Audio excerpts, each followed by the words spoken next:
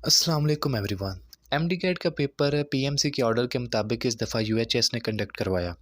इससे कबल देखा जाए कि 2020 को पीएमसी ने अपना पहला एनएमडी कैट कंडक्ट करवाया था।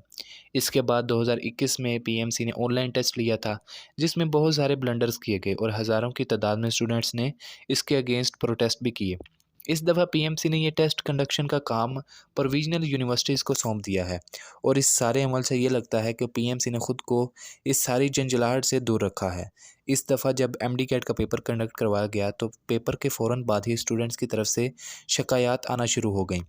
जिनमें मेजर शिकायत ये थी कि पेपर में बहुत सारे एमसीक्यूज़ आउट ऑफ सिलेबस थे और की के अंदर गलतियाँ थी और इस सब के अलावा यूएचएस का पेपर काफ़ी डिफ़िकल्ट था। इन सब को मद्देनज़र रखते हुए पीएमसी के प्रेसिडेंट डॉक्टर नौशाद ने एक मीटिंग बुलाई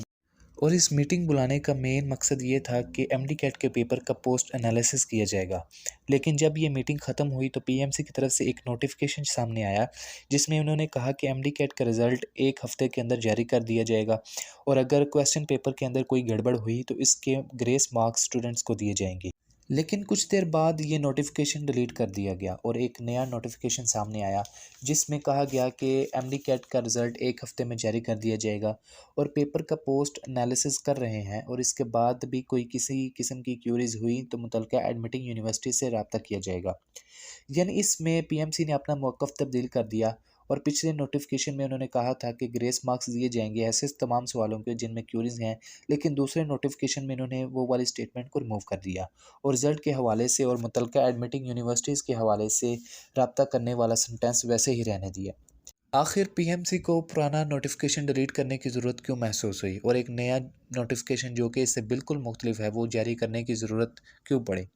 और ये तो पिछले साल वाला ही मामला हो गया कि जब स्टूडेंट्स के प्रोटेस्ट करने पर पीएमसी के प्रेसिडेंट ने स्टूडेंट्स के साथ मीटिंग करने पर तस्लीम किया कि हमसे गलतियां हुई हैं, मगर बाद में वो इससे बिल्कुल मुकर गए और सख्ती से एमडी कैट की रिकंडक्शन कराने वाली बात को रद्द कर दिया।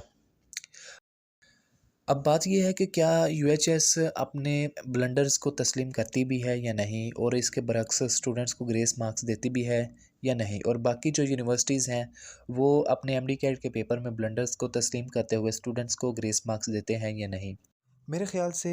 पोस्ट एनालिसिस का अमल ये सारा पीएमसी को अपने हैंड में लेना चाहिए था, लेकिन पीएमसी ने इस सारी झंझलाहट से दूर होते हुए ये सारा अमल प्रोविजनल यूनिवर्सिटीज़ के सुपुर्द कर दिया है। इसके अलावा पब्लिक मेडिकल एंड